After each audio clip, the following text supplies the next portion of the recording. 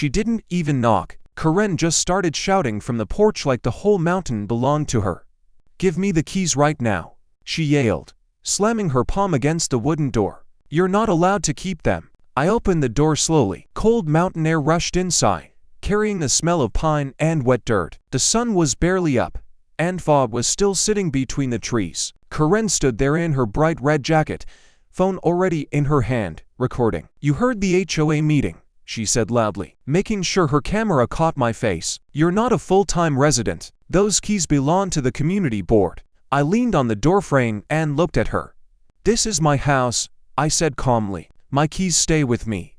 Her smile turned sharp. "You immigrants always think rules don't apply to you." A couple of neighbors had already stepped outside. People in mountain communities wake up early. They heard the noise. Karen noticed them watching and raised her voice even more. "He's refusing to cooperate," she shouted. "This cabin belongs to the association during off-season months." That was the first lie, and she knew it. I didn't argue. I didn't shout back. I just looked at her phone. "You done recording?" I asked. Her eyes narrowed. "You think this is funny?" "No," I said. "I think it's early." That made her furious. Her finger stabbed the screen and she turned slightly away from me. "I'm calling the police," she said. I shrugged. "Go ahead." She hit the call button dramatically, pacing across my porch like she owned it. "Yes," she said loudly. "There's a man refusing HOA orders. He's being aggressive and blocking access to community property." Aggressive. I was standing still. But Karen had a way of turning quiet into a crime. While she talked to dispatch, she pointed at my door. "You see that?" she said to the phone. "He's locking us out of a shared property." That was the second lie. This cabin sat on the far end of Ridge Pine Road. My name was on the land deed. Bought legally 3 years ago. Karen hated that, because before I bought it, the HOA used the place like their free vacation house. Fishing trips, bonfires, wine weekends. Then I showed up. And suddenly, their playground had an owner. Karen ended the call and looked back at me with that same smile. "Police are coming," she said proudly. "Let's see how calm you stay then." I stepped back inside for a moment, not to hide, just to grab something from the kitchen counter. When I came back out, I held the small metal keyring in my hand. Karen lifted her phone again. "There it is," she said. "Evidence." I tossed the keys lightly into the air and caught them again. The metal clink echoed in the quiet mountain morning. "You're very interested in these," I said. "Because they're not yours," she snapped. A truck drove slowly past the road below. The driver slowed down, watching. Karen loved an audience. She stepped closer to the door. "Give them to me," she demanded, "or the police will make you." I studied her for a second. Then I reached behind the door. Karen's eyes lit up, thinking I was about to hand them over. Instead, I pulled the heavy steel lock I'd installed the night before. Not a normal cabin lock, thick, industrial, the kind used on storage units and shipping containers. Karen blinked. "What is that?" I calmly threaded the lock through the iron latch on the door and snapped it shut. Clack. The sound was loud in the quiet woods. Karen stared at it like I'd just insulted her personally. "You can't do that," she said. I slipped the key back into my pocket. "Looks like I just did." Her face turned red. "That door is supposed to stay accessible to the HOA. For what?" I asked. "For inspection," she said quickly. I raised an eyebrow. "At 6 in the morning." She hesitated, only for a second. Then she pointed at the lock like it was a weapon. "You think a stupid lock will stop us?" she said. I leaned against the railing. "This one will." Karen laughed loudly. "You clearly don't know who runs this mountain." I looked at her. Really looked this time, because Karen had no idea how wrong that sentence was. Sirens echoed faintly somewhere down the road. Karen heard them and straightened up immediately, fixing her hair and jacket like she was about to appear on the news. "Perfect timing," she said proudly. "Now we'll see who's right." The patrol car turned onto the gravel road and rolled toward the cabin. Karen started waving both arms dramatically. "Officer," she called out before the car even stopped. "This man is illegally locking HOA property." The officer stepped out slowly, adjusting his hat. He looked at Karen, then at me, then at the heavy steel lock on my door. Karen crossed her arms confidently. "He refuses to give the HOA keys," she said. "He's violating community rules." The officer studied the cabin quietly. Then he looked back at me. "You the owner?" he asked. Karen answered before I could. No, he's not, she said quickly. He's just… Yes, I said calmly. The officer nodded slowly. Karen froze. That's not true, she said quickly. The HOA manages this property. The officer looked at the land marker beside the driveway. Then he turned back to Karen. Ma'am, he said slowly, this address isn't listed under the HOA map. Karen blinked. What? The officer pointed at the wooden sign near the road, a sign Karen had walked past dozens of times. Private property. Ridge Pine Lot 17. Karen's smile faded. That sign was put there recently, she said quickly. I shook my head. No, I said quietly. It's been there 3 years. Karen looked back at the officer, suddenly less confident. Well, he still can't block HOA access, she insisted. The officer glanced at the steel lock again, then back at me. Mind if I ask why you installed that thing? Karen smirked. Yes, she said. Please explain. I slipped my hands into my jacket pockets. Because someone tried to break into my house last week. Karen's smirk disappeared. And, I added calmly, they used an HOA master key to do it. The officer's eyebrows lifted slightly. Karen's mouth opened. And for the first time since she arrived. Karen looked nervous. Karen's mouth opened, then closed again. For the first time since she showed up screaming on my porch. She didn't have a quick answer. That's ridiculous, she said finally, but her voice didn't sound as confident anymore. The officer looked at her. Ma'am, did the HOA attempt to enter this property last week? Karen waved her hand like the question was stupid. We conduct inspections all the time. Without the owner present? The officer asked. Karen hesitated. Well, sometimes. I watched her carefully. She was trying to figure out how much I actually knew. That was the thing about people like Karen. They always assumed everyone else was clueless. I leaned against the railing and spoke calmly. Last Thursday, I said, 2:18 in the afternoon. Karen's eyes snapped toward me. The officer looked between us. You have a time? He asked. I nodded. Security camera. Karen's face went pale for a split second. Then she laughed loudly again. Oh please, she said. Everyone installs fake cameras these days to scare wildlife. I didn't answer. Instead, I pulled my phone out of my pocket and tapped the screen. The officer stepped a little closer.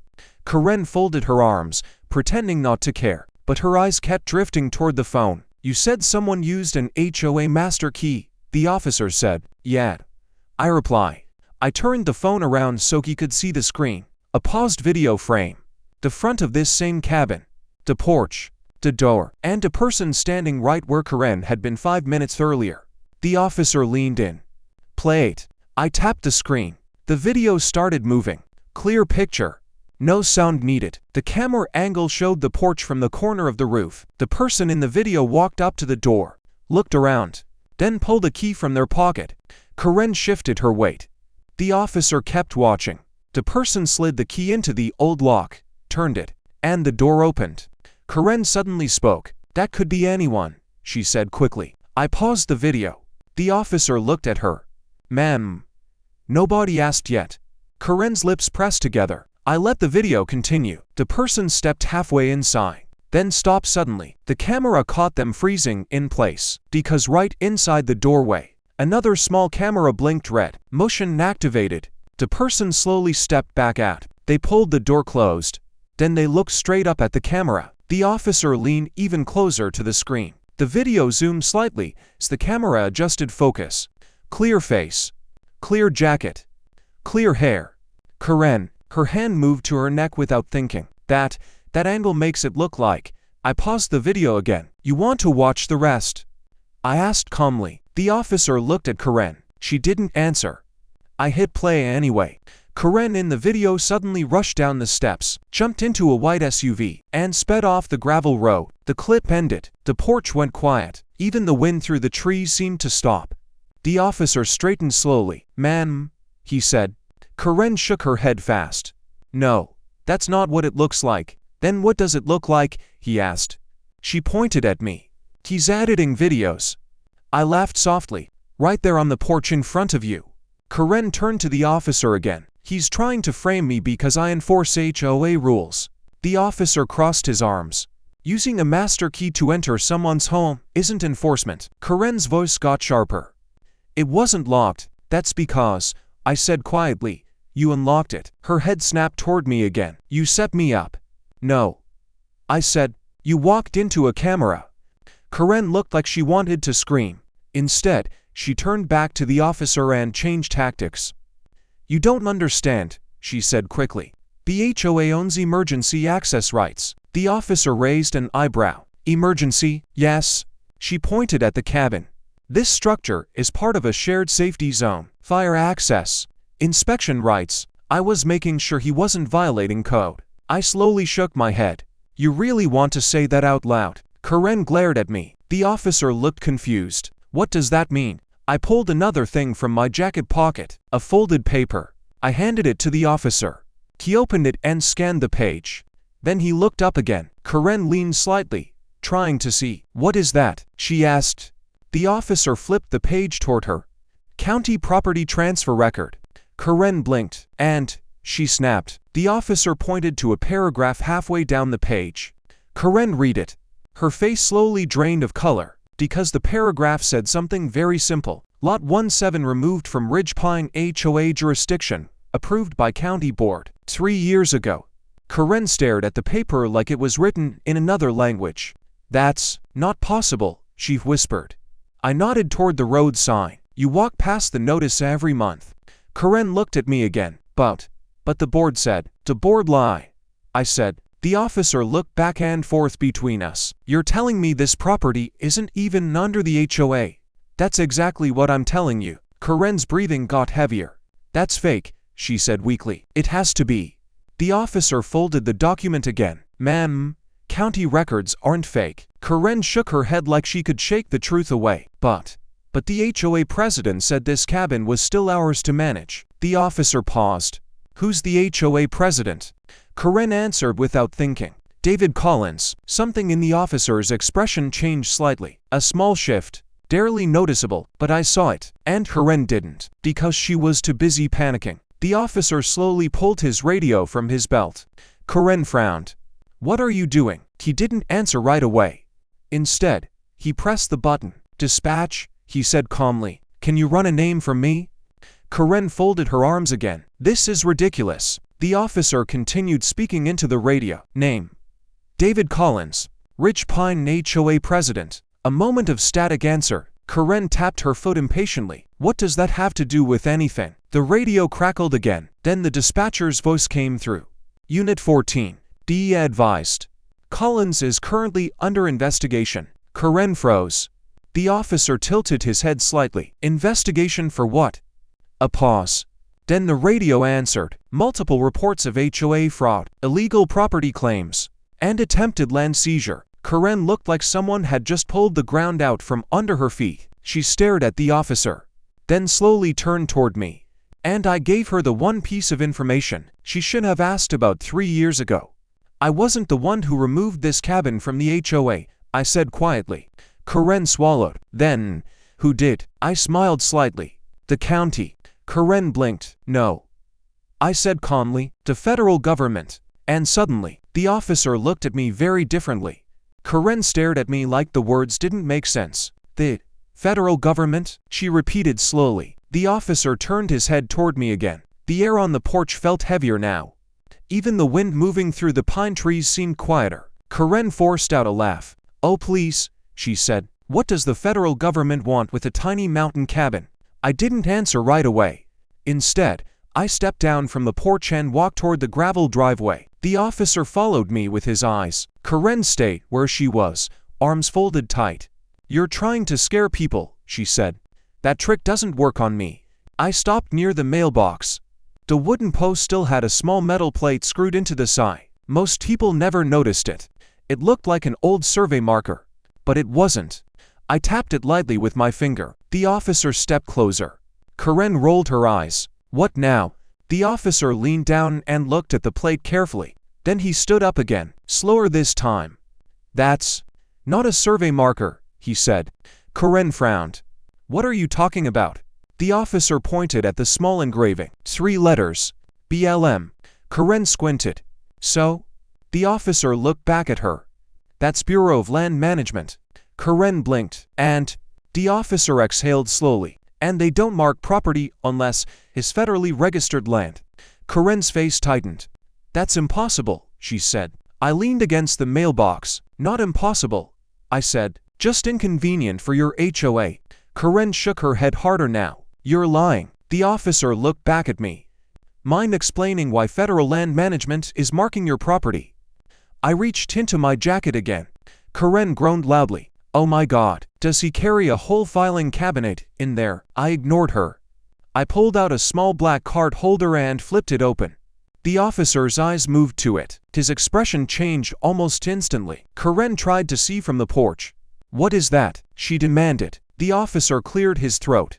Ma'am, you might want to come down here. Karen hesitated. Then curiosity pulled her forward. She walked down the steps and stopped a few feet away. What is it? She asked again. The officer handed the card back to me. Karen's eyes moved between us.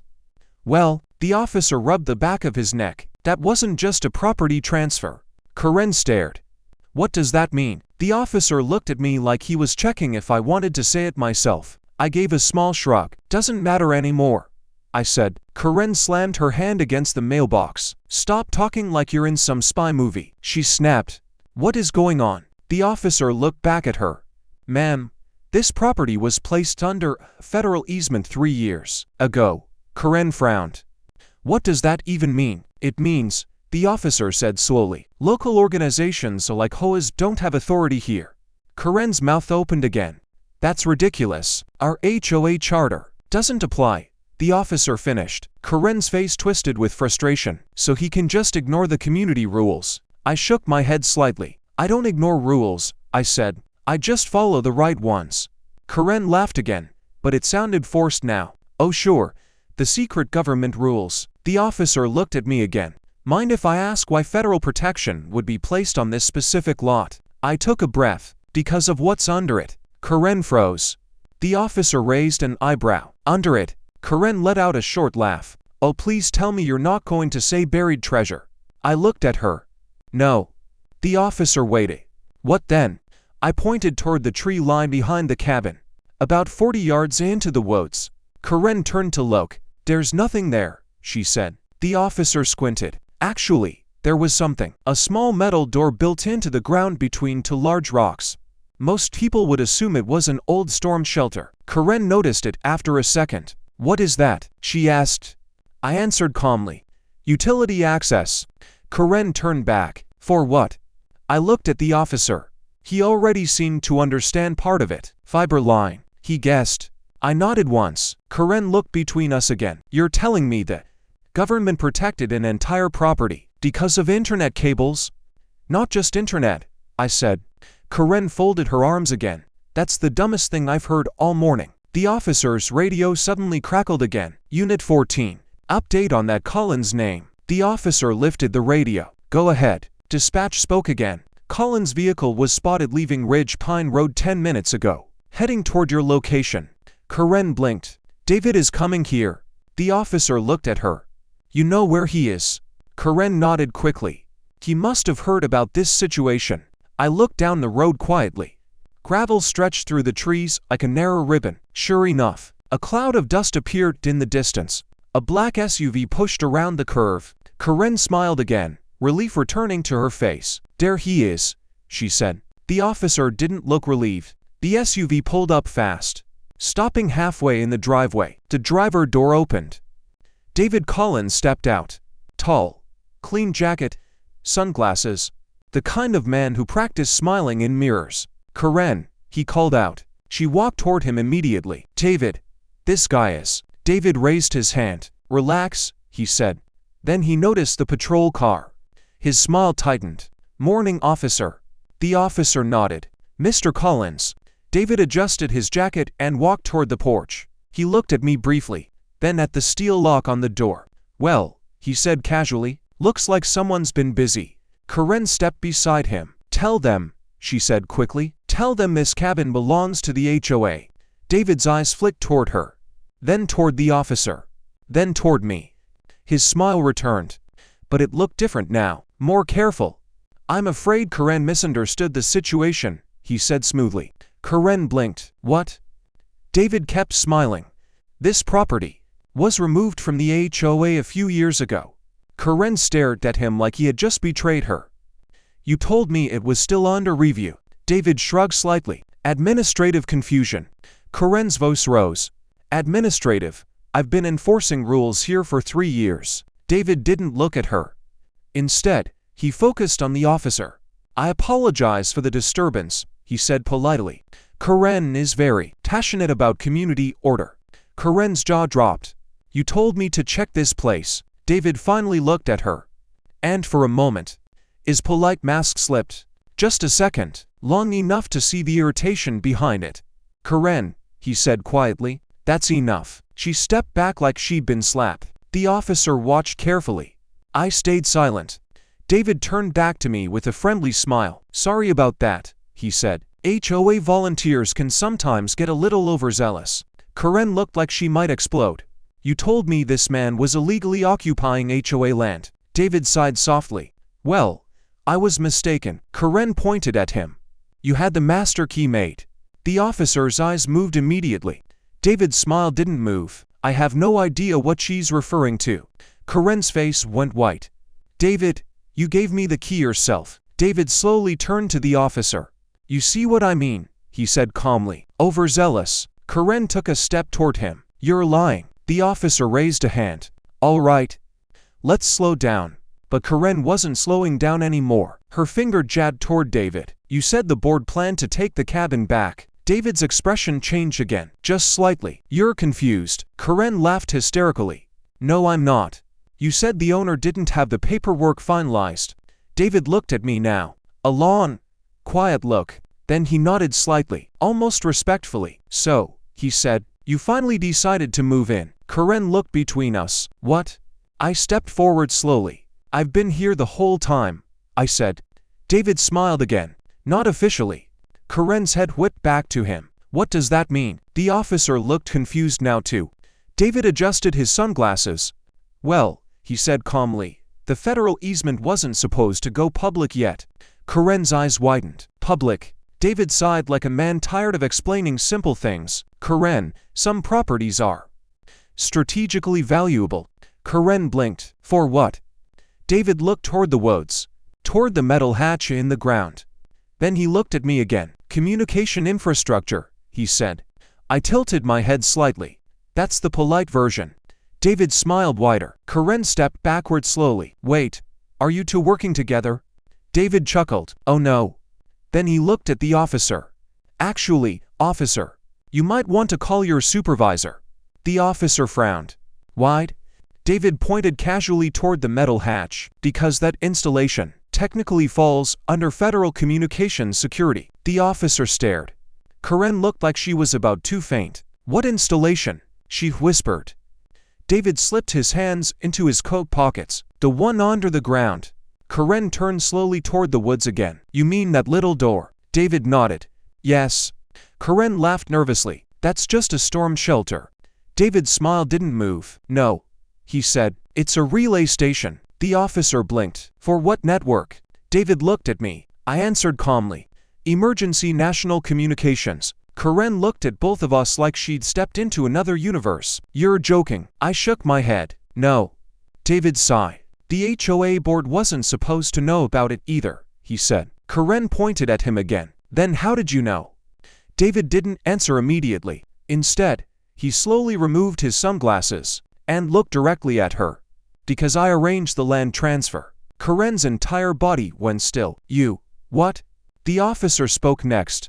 You're saying you helped remove this lot from the HOA? David nodded. Yes. Karen whispered. But you told the board the county forced it. David shrugged. Technically true.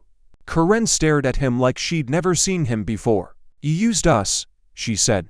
David smiled politely. Karen, everyone uses everyone. The officer looked at the metal hatch again, then back at me. You're the caretaker, aren't you? I didn't answer. But David did. Yes, he said. Karen gasped. Caretaker of what? David pointed toward the woods again. The relay. Karen's voice dropped to a whisper. For who? David looked at the officer. The officer looked at me, and I finally answered. For the part of the government that doesn't like its communication lines being found. Karen's face went pale. You mean, military? I shook my head slowly. Worse? The officer blinked. Worse? I nodded. Continuity of government. Silence hit the porch like a hammer. Karen's knees almost gave out. Wait, she whispered. You mean, the system they use if the country gets attacked? I nodded again. Yes. Karen stared at the small metal hatch in the woods like it had just become a bomb. So, all this time, she looked at the cabin. I've been trying to break into a federal communications site. David sighed softly. Yes. Karen slowly turned toward the officer. I didn't know. The officer rubbed his face.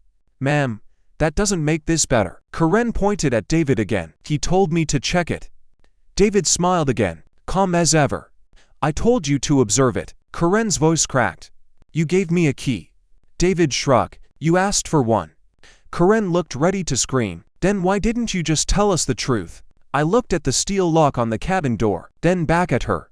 Because, I said quietly, you would have tried to get inside anyway. Karen opened her mouth to argue, but then the officer's radio exploded with a loud burst of static. A different voice came through this time. Sharp. Official, Unit 14.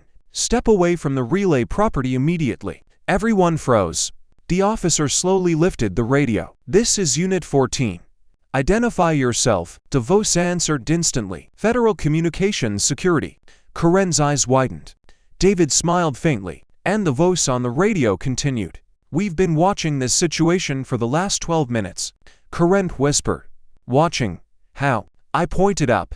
She followed my finger. A small black drone hovered quietly above the trees. And Karen finally understood something terrifying. This argument, on the porch, was never private. Karen stared up at the drone like it had just fallen out of the sky. The small black machine hovered quietly above the trees, barely making a sound. Its camera pointed straight at the porch.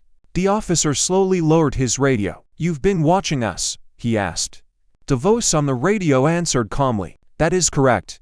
Karen grabbed David's arm. You knew about this, she whispered. David didn't answer. His calm smile was gone now. The officer spoke again. Do you want us to secure the area? There was a short pause on the radio. Then the voice replied. Negative. The caretaker already has control. Everyone slowly turned toward me. Karen looked like she had just stepped into a nightmare. The caretaker, she repeated quietly. I rubbed the back of my neck and looked toward the woods. The drone lowered slightly, adjusting its position. Is this really necessary? I asked the radio. The voice answered. After the attempted access last week, yes. Karen stepped backward. I didn't know it was a federal site, she said quickly. I thought it was HOA property. The officer glanced at her. That argument isn't going to help much. Karen's breathing started getting faster. Am I in trouble? DeVos on the radio answered before anyone else could. That depends. Karen froze. Depends on what?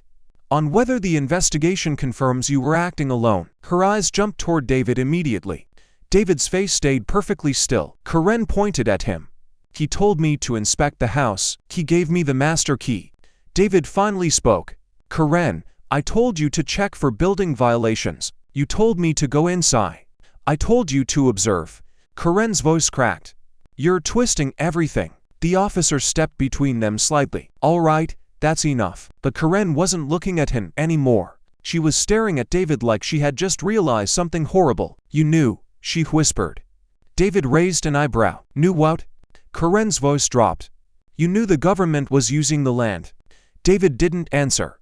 Karen took another step back. You were trying to take the cabin anyway. David smiled again. Slow, controlled. You're making assumptions. Karen shook her head. No. No.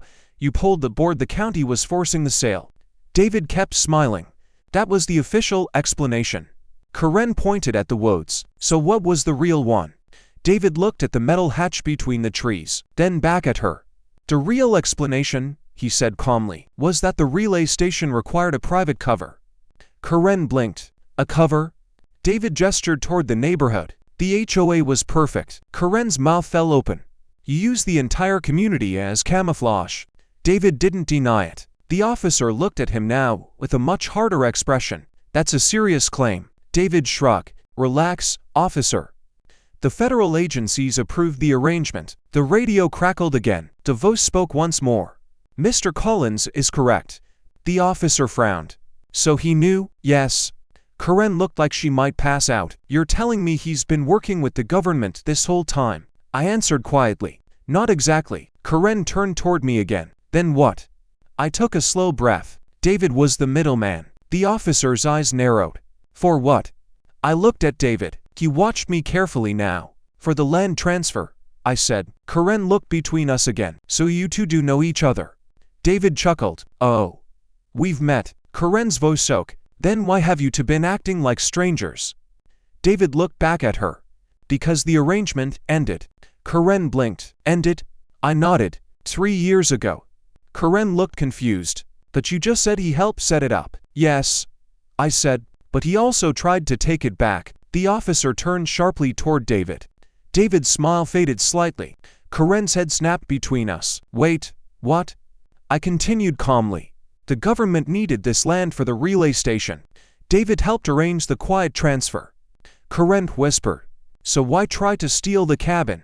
David finally sighed. Because the contract expired. The officer stepped closer. Explain that. David adjusted his coat slowly. The government paid for temporary cover. After the relay was operational, the property was supposed to return to private ownership. Karen frowned. But it did. David looked at me. That depends on your interpretation. The officer looked at the document in his hand again. Federal easement, he said. David nodded.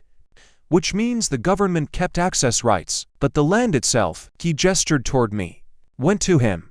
Karen looked stunned. You sold it to him? David shook his head. No. Karen whispered. Then how did he get it? I answered. They asked me to take it. Karen stared. Why you? I looked toward the woods again. Because someone had to live here. The officer slowly nodded. A caretaker. Exactly. Karen laughed weakly. So this whole fight, the keys, the lock. I shrugged. You tried to break into a federal relay house. Karen covered her face with her hands. Oh my God. David suddenly spoke again. You're exaggerating the situation. Everyone looked at him. The officer folded his arms. Am I? David nodded toward the woods. The relay is underground. The cabin is just decoration. The radio voice responded immediately. That is incorrect. David's eyes shifted slightly. The voice continued. The cabin contains secondary equipment. The officer's eyebrows rose. Karen slowly lowered her hands. You mean, the system is inside the house too? I nodded. Back uprooting. Karen whispered. And I tried to break in. Yes. She looked like she might throw up. The officer spoke into his radio again. Do you want us to detain anyone? There was a pause.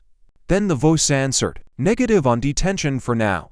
Karen exhaled with relief, but the voice kept going. However, we will require statements. The officer nodded. Understood. Karen pointed at David again. He's the one you want. David laughed softly. Karen, please. You used me. David tilted his head slightly. You volunteered. Karen looked at the officer desperately. You saw the video. He gave me the key. David's eyes flicked toward me again. Did she show you the part where she asked for access? The officer frowned. Is there more video? I pulled out my phone again. Karen groaned. Oh no. I tapped the screen. Another clip appeared. Same porch. Different day. Karen standing right where she was now. Her voice on the recording was clear. David said the HOA might take the cabin back. Video Karen said. So if I check inside now we can prove it's abandoned. The real Karen slowly closed her eyes. The officer looked at her. Ma'am. She whispered. I remember that. David smiled faintly. You see, Karen pointed at him again. You manipulated me. David shrugged. You wanted power in the HOA. I gave you a mission. Karen's voice cracked again. You ruined my life. David adjusted his cuffs. No. You ruined it yourself. The officer stepped forward now. All right. That's enough arguing. Karen sank down onto the porch step. The drone above us slowly drifted lower. Its camera adjusting again. The radio voice spoke one last time. Officer. Yes. We will be sending a vehicle to collect Mr. Collins. David's head turned slightly. Collect me? Yes. David frowned for the first time. On what grounds? The voice answered calmly. Suspicion of attempted land fraud and breach of federal confidentiality agreement. Karen's head lifted slowly. David's smile disappeared completely now. That's absurd, he said. The officer stepped closer to him. Sir, You might want to stay put. David looked toward the road. Another vehicle was already coming. Black, government plates. Karen whispered. Oh. Wow. The SUV rolled up beside the patrol car. Two men stepped out. Dark jackets. No badges visible. But the officer immediately stepped aside. One of the men walked toward David. Mr. Collins. David straightened. Yes, we're going to need you to come with us. David tried to laugh. I think there's been a misunderstanding. The man didn't smile. Possibly. He gestured toward the vehicle. Let's clear it up.